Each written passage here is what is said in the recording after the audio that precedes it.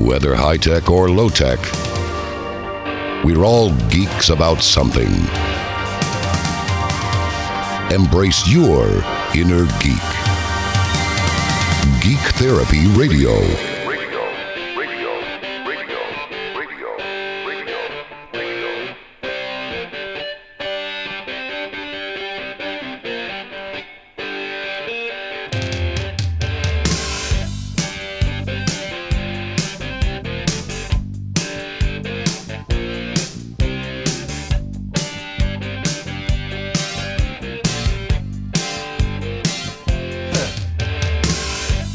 Welcome to Geek Therapy Radio. I am your mental curator, Johnny Hemberger, and right off the bat, I used this song as my bump music. I took so much time to create that intro, and I know that if I put this on YouTube, that it'll get, I'll just say it'll get some attention from the copyright algorithm, possibly. I put words over it and speech over it, and I had it ducking underneath the intro voice, and I'm looping this part that you're hearing right now, but it's probably still gonna trip it, let's be honest. But you know what? Mark Knopfler is one of the most underrated guitarists of all time. I said it. We all know that he's one of the best songwriters of all time, but he is one of the most underrated guitarists of all time.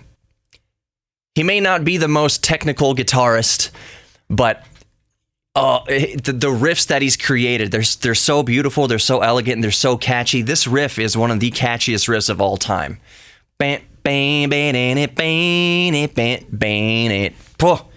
great, but that's not what we're coming here to talk about today. Today, I wanted to start the first segment of Geek Therapy Radio talking about Nintendo's first venture into VR in almost 25 years, since the ill-fated Virtual Boy, which, side note about the Virtual Boy, I remember buying the Virtual Boy, when was it? Mid-90s, I want to say, when it had already been discontinued by Nintendo. It gave like kids seizures and headaches and made them vomit, and it was just really, really bad. It's just red wireframe and, well, not exactly wireframe, but you get what I'm saying. It did not do well for Nintendo, and they were selling them in the bargain bins. I think it was at EB Games way back in the day it was like $30. So of course I bought one. The games they were selling for a couple bucks a piece. I wish I still had it. I don't have it, and even though I have big, thick, crazy thick glasses, it wasn't that bad for me.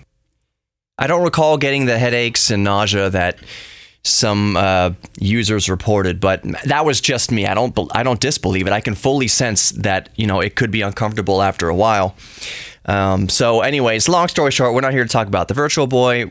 We're talking about Nintendo's new venture into VR through their Labo, how do you want to say it? Labo VR kit.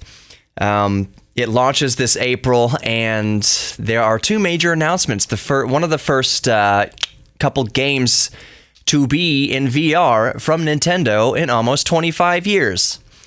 So the first two games to get the VR treatment from Nintendo are Super Mario Odyssey and The Legend of Zelda Breath of the Wild. And VR, this is interesting now because Nintendo, for the past several years at least, has been staunchly against VR. They said they had no immediate plans to get into VR.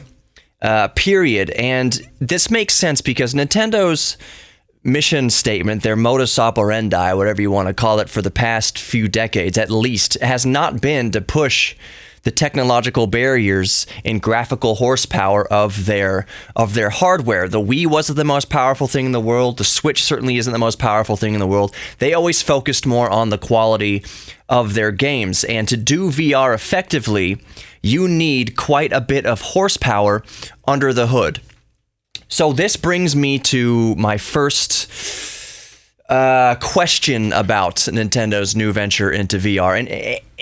And we can speculate whether, is this really Nintendo really getting into VR, or is this kind of just a gimmicky thing? We can speculate about that, but here's my first thought on the matter. VR is a tricky thing to do effectively, and by tricky, I mean it's gonna be real tricky for the Switch to do it effectively. It's been well known that VR works best above 60 frames per second per eye, ideally 90 frames per second per eye, which when you add that together is effectively 180 frames per second. Yes, I know you're splitting the resolution between the frames and everything like that, but it really is the Nintendo Switch capable of pushing out at least 60 frames a second per eye, or effectively 120 frames per second, all combined at a reduced resolution. These are all the specifics and the caveats that remain to be seen. I struggle to see how something like Breath of the Wild is going to operate at higher than 30 frames a second, even per eye, let alone just on a single screen. If you can't keep the frame rate high enough, then it's going to be kind of theoretically, since we haven't seen this yet, theoretically dead in the water before it starts. If you put on the Labo VR kit, which first you're going to have to strap it to your head somehow. I personally haven't seen a strap yet. Maybe by the time I'm editing and put this thing together, I'll see some sort of strap.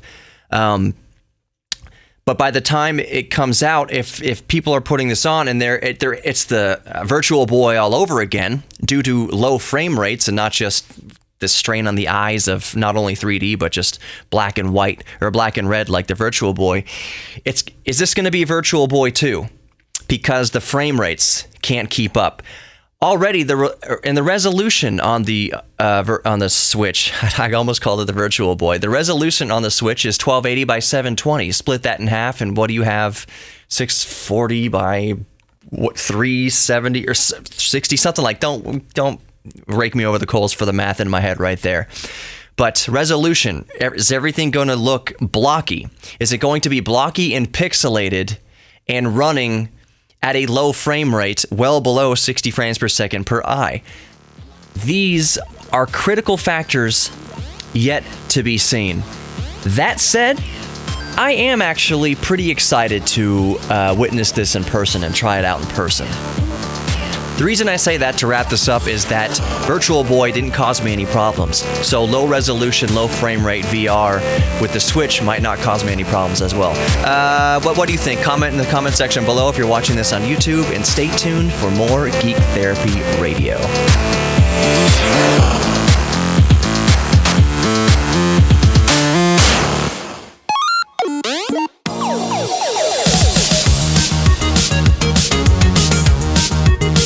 Welcome to Geek Therapy Radio. You've got your mental curator back. I'm Johnny Hemberger, and I'm sweltering. I haven't done this in a long time, but I am in the living room, and actually this is the first time I've done this since I've been married. So I'm in the living room of our apartment. I am sweating my gut off. It's 150,000 degrees Celsius in here for some reason. Sarah usually likes the apartment freezing cold, 150 below, but today it's 150 above 0 Celsius or Kelvins. Whatever's higher, whatever's hotter, that's what it is. Jack is next to me. He's dead. He is deceased. The other cat, Cece, Sassy, she's probably dead too. Everyone's dead in here, and I'm dying. I promise we're going to talk about Airbnb and spy cams and such in this segment. But first, for real, we'll talk about that. I know sometimes I say, we're going to talk about this segment, and then I don't get to it. But I promise I'll talk about Airbnb and spying. Right before starting this segment, Sarah was giving me the business about... What was she giving me the business about? Oh, that I had to turn the Astros game down in the background so that it wasn't being picked up in the microphone. So just immediately starting this segment, I just came off of getting the business from my beautiful wife, and a few minutes before that, I just happened to glance up in front of me and see that we have this little text board that uses those white kind of letters that you can kind of push into the felt to spell out whatever you want. And usually that had been what we were using, what Sarah had been using to count down to the wedding. 70 days left, 69 days left, 68 days left, 67, 65, and so on.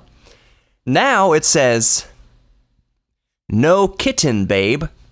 I'm so glad we are meowied." And that just about made me move out, frankly. It's 150 degrees in here, Kelvin. And the cat puns. There's a reason why I don't do this show from the living room, and it's for these distractions. Either Jack, who his eyes are wide open now, even though he's still in the death position. I'm going to use him for the thumbnail of this podcast. How about that? So you can see his stupid face in the thumbnail, see how he's dead. But there's a reason I don't usually do this in the living room. It's because of all these distractions. I don't have my sexy radio microphone. But I just didn't have time this week to record most of the show. I did the first segment at the radio station, but this one is at the apartment. So I'm newly married, or meowied. Oh, jeez. And I am scantily clad because it's 5,000 degrees. So I have to turn the AC off anyways, that's true. Sarah, please don't interrupt unless you're right at the microphone. Okay. Did you hear that spousal spat? She's giving me the peace sign. Minus. So, AirB&B. I think this is not any sort of... Well, it is kind of a strange story, but for those of you unaware, there's been... Since as long as AirB&B has been around, there's been some controversy and some sort of scary stories surrounding AirB&B. And in this particular story, a New Zealand family booked an Air... Not... Is it a New Zealand family? No. Yeah, a New Zealand family booked an Airbnb in Ireland. That's a long, long way from New Zealand. Is it? Anyways, get me all confused. I'm thinking of Auckland or something. Anyways, booked at Airbnb in New Zealand, and there was a spy cam.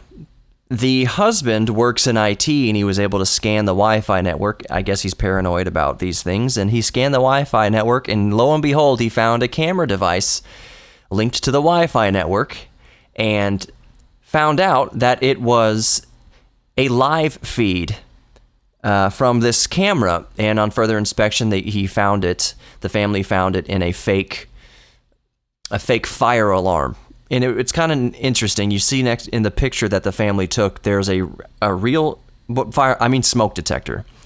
There's a real smoke detector, and then there's something that kind of looks like a smoke detector next to it. So the person who tried to hide the camera, as many of these people are, was stupid. I'll put a fake-looking smoke detector right next to a real smoke detector. That'll throw them off. You know, my first clue that something would be off in Airbnb was seeing two smoke detectors right next to each other. How many fires did that guy start in his kitchen? How many times has he burnt the bacon, or sometimes even taking a hot shower can set it off? But why did he have two? That would have been my first clue. And then the husband, he scanned the network and found it. So they he hacked into not really hacked, but he got into the camera somehow, and they were able to take a family selfie in the spy cam. And it was a big to-do with Airbnb, and Airbnb kind of mishandled the case at the beginning. They said they called Airbnb to tell them what was happening, that there was a spy camera in the house or apartment that they rented, and Airbnb was just confused. So what are you calling about? Do you want to cancel? Is this just a cancel? You don't want to book this place anymore? They didn't understand the gravity and the severity of which way is pronouncing it right? Severity of a spy camera.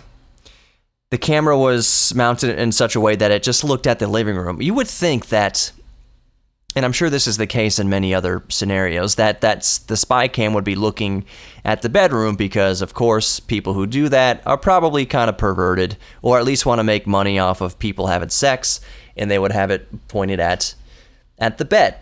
This was not apparently the case in this scenario. It was just pointed at the living room. To add insult to injury, Airbnb did not immediately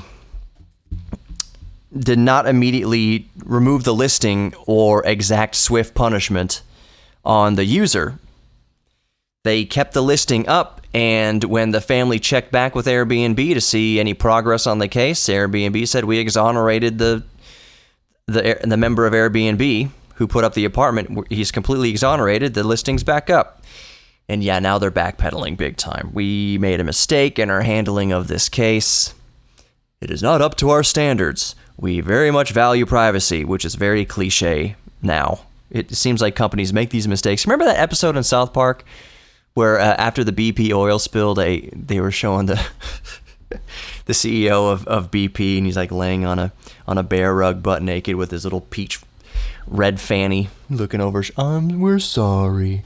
That seems like what companies do now. They make these big, horrible mistakes. We're sorry about that, and it didn't. This person did not meet our high qualities standards that we set for ourselves. You know what? Maybe just do better. Maybe just accept full responsibility in that you made a horrible mistake, and you don't have to sugarcoat it. You don't have to add the cliches. Just, we messed up. We effed up.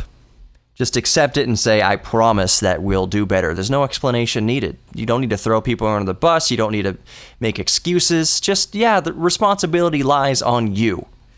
So just accept it and move on and be honest and be blunt. You know, recently here in Houston, we had the fires at the ITC plant, which Sarah and I saw on our wedding night, or the next day, actually, on our little mini moon. We went to Galveston so we could look back to Lamarck or Deer Park. Where was it at? Anyways, down toward the ITC plant, a big fire. And the owners of that company, the lady was tearful. She was very sad and upset that it happened, because she realized the severity of the situation, but she showed a real human emotion that they messed up and they caused a lot of damage to the environment and wildlife, and it's just not a great situation. So she was crying. She actually felt really bad. Do you think anyone at Airbnb would cry about this? Do you think anyone at Tesla would cry if their autopilot crashed into a semi? I can't picture it. I can't picture Elon Musk shedding a tear over it. I'm not saying he's an evil person. I'm just saying I can't imagine him crying about it.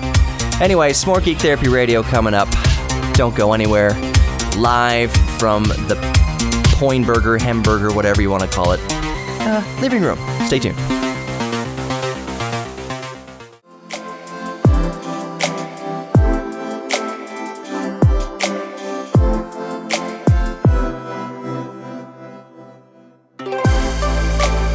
Welcome back to Geek Therapy Radio, your mental curator here, Johnny Hamburger. And Sarah brought up a good point in the break, as she is expected to do, since she's 10 feet behind me, and she is the, what do you call it, the peanut gallery tonight. One peanut, or just a nut. She's looking at wedding pictures, actually. But she brought up a good point that is comparing the Airbnb story to the ITC chemical fire. Does that compute? Is it comparable? Is there much of a comparison there?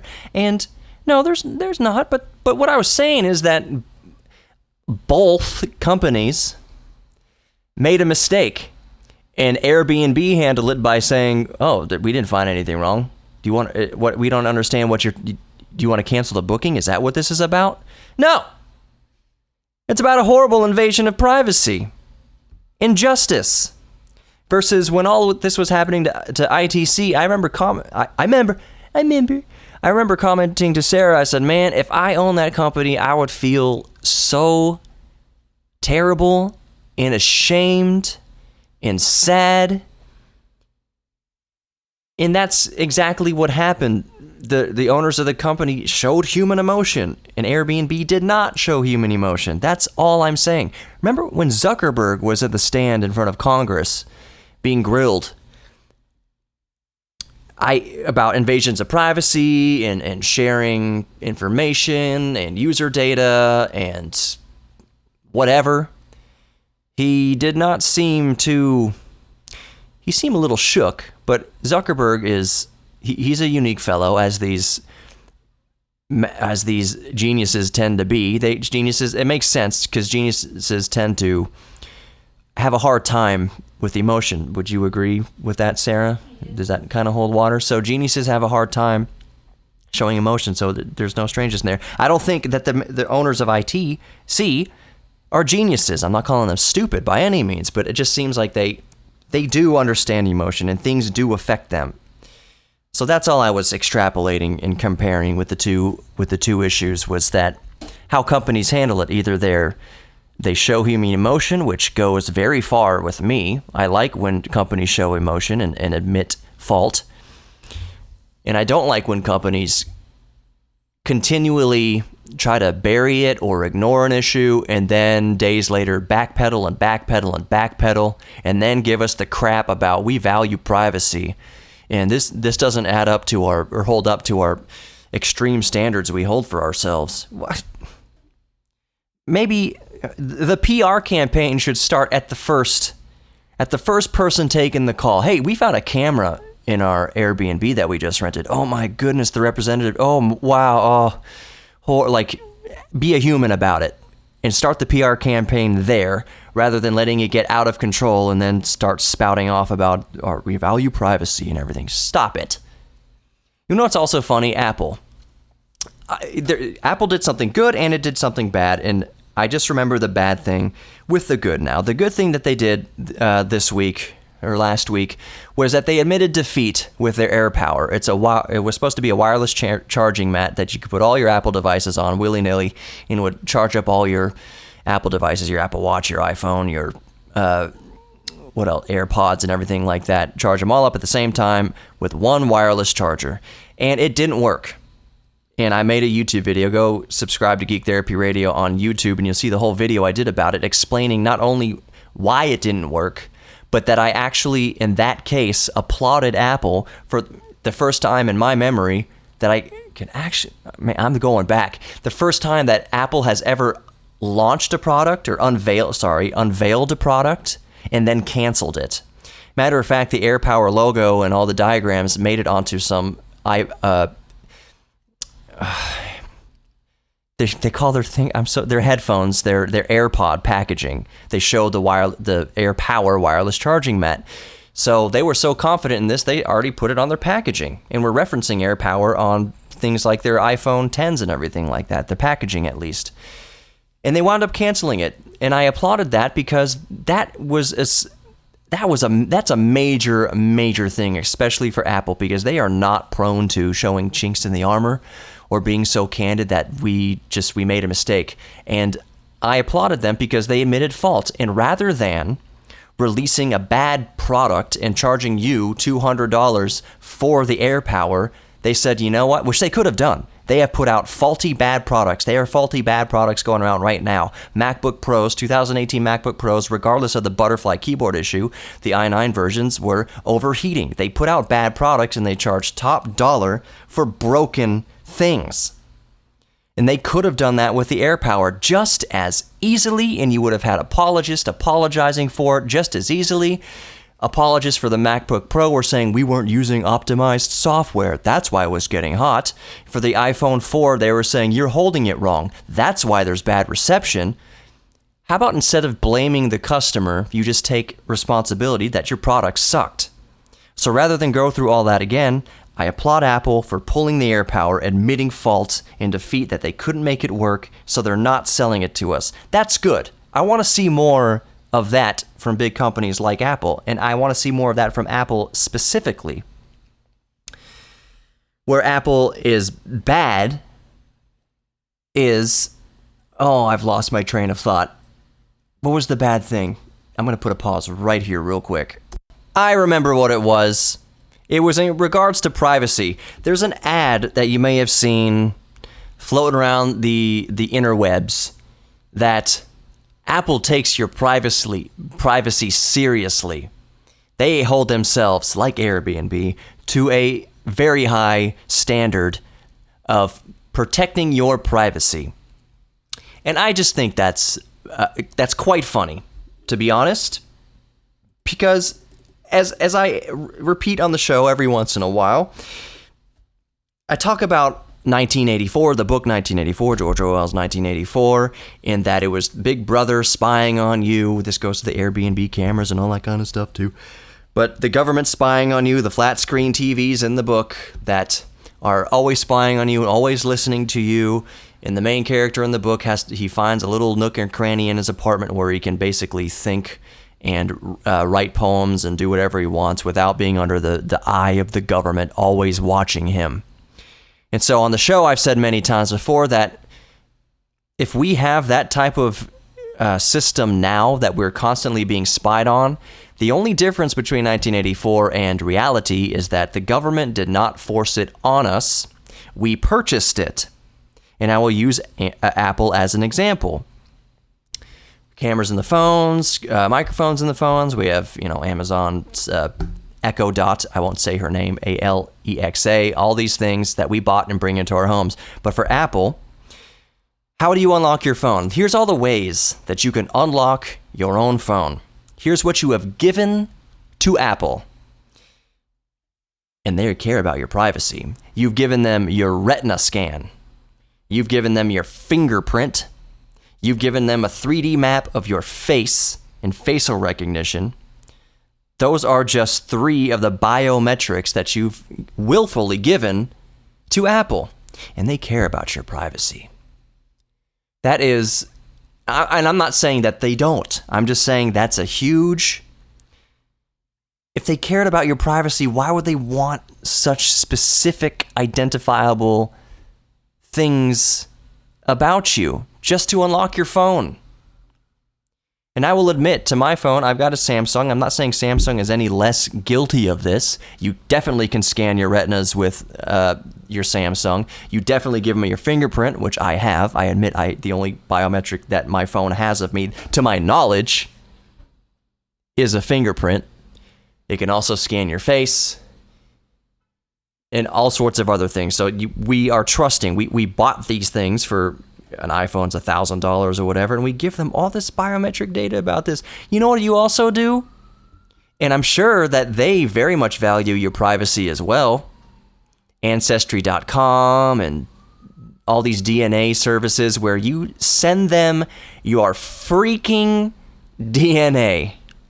That's how they brought back the dinosaurs in Jurassic Park, was their DNA. And you paid $50, $100 to send it off, your DNA. So here's what the companies have by my calculations. They have your DNA, which is what makes you you. If they ever got cloning down, they've got it. If they want to make another Sarah, well, you haven't given your DNA to Ancestry.com, or have you? Nope. Done anything like that? I mean, I'm sure doctors have it. You've given blood.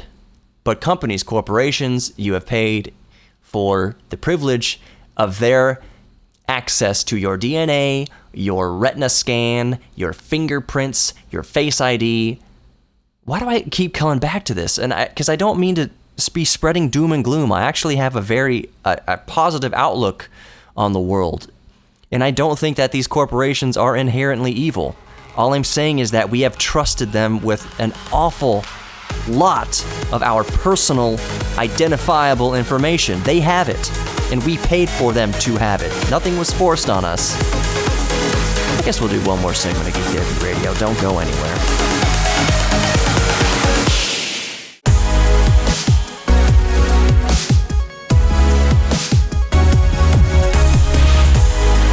Welcome back to Geek Therapy Radio. I'm your curator mentale, Johnny Hemberger, and that was really lame, but sometimes I'm really lame on the show.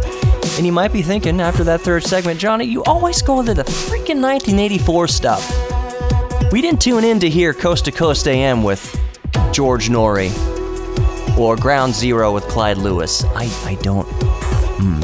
Okay, I'm going to reserve my comments about Ground Zero with Clyde Lewis. I just worked with that show for years as an affiliate, and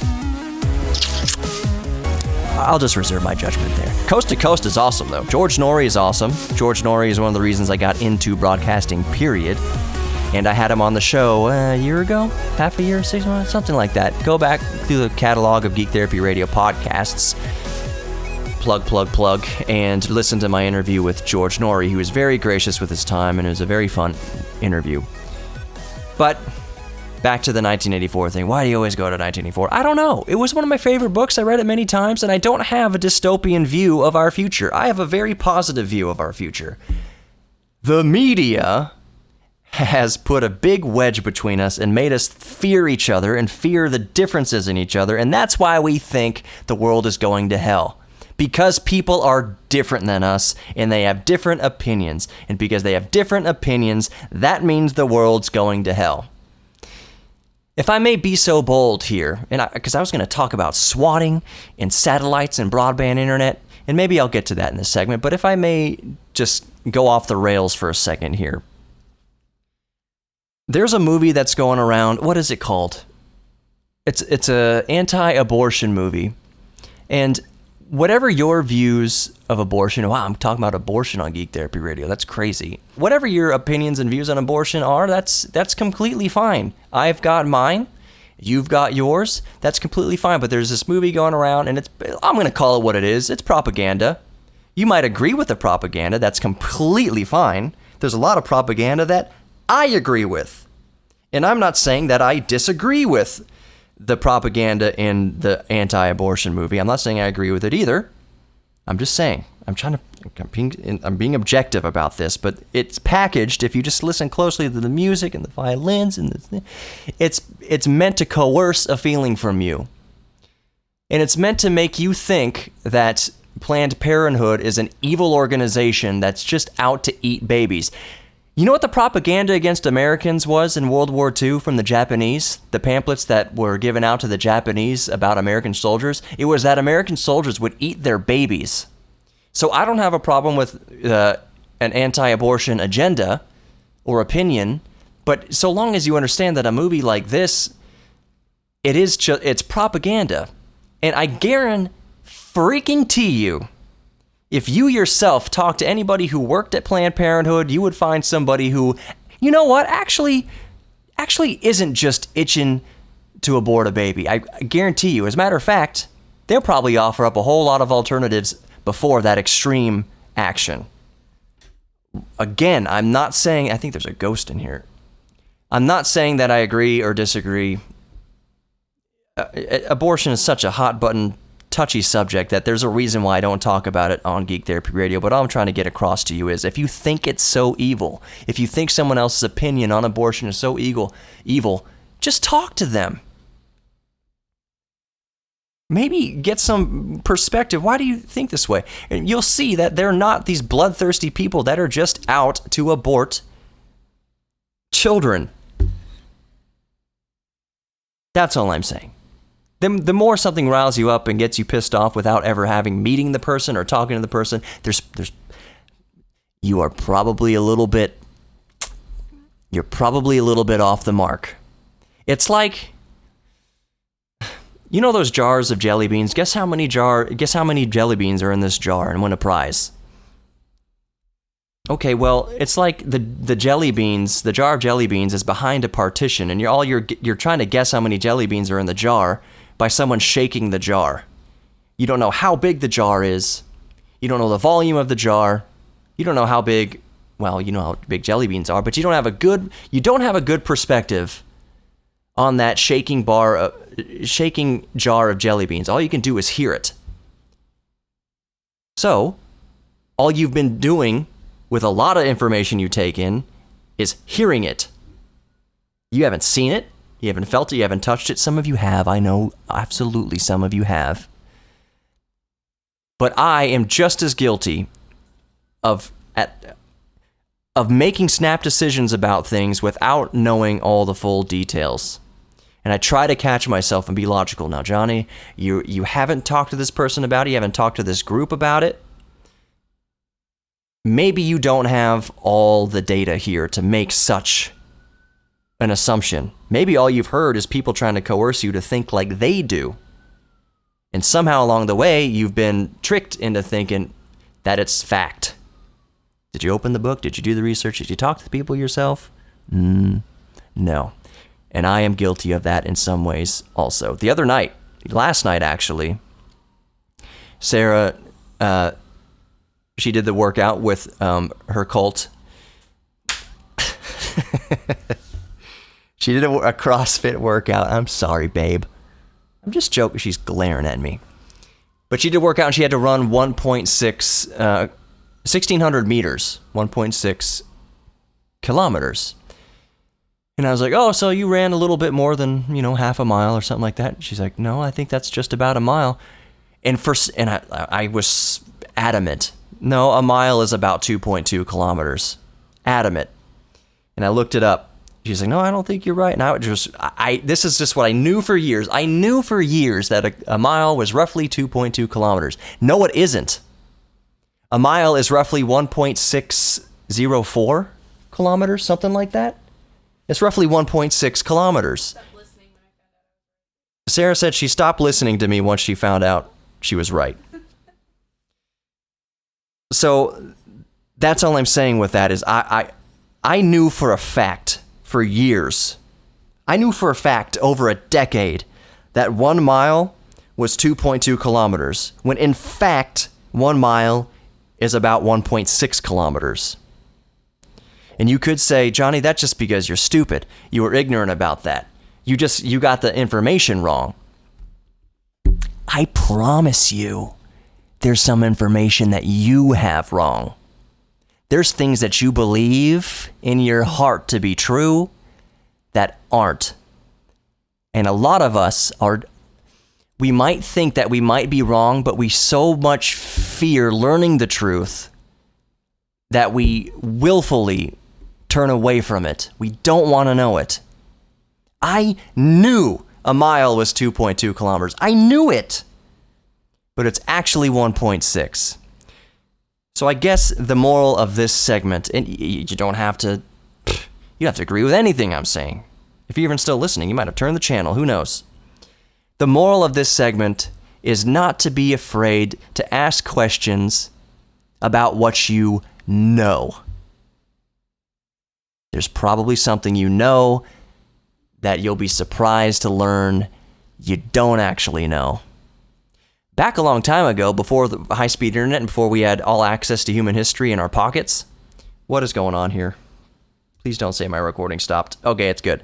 Back before the internet and everything, we might have gone 30 years. We did go 30 years, at least, knowing something to be true because it took too much effort to go to the library or have an expert tell us that it wasn't true. Now, you can be told something, you figure out something's not true in an instant. And though we have that capability, we are too terrified to realize it. Too terrified to look into it.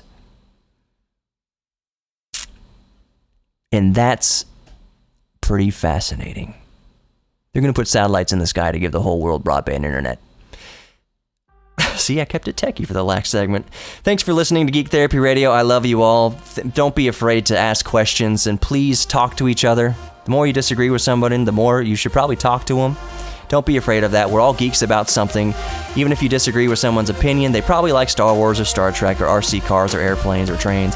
You have more in common than that which separates us. So don't be afraid to talk to your neighbor. I love you all. Have a good night. Talk to you later on Geek Therapy Radio.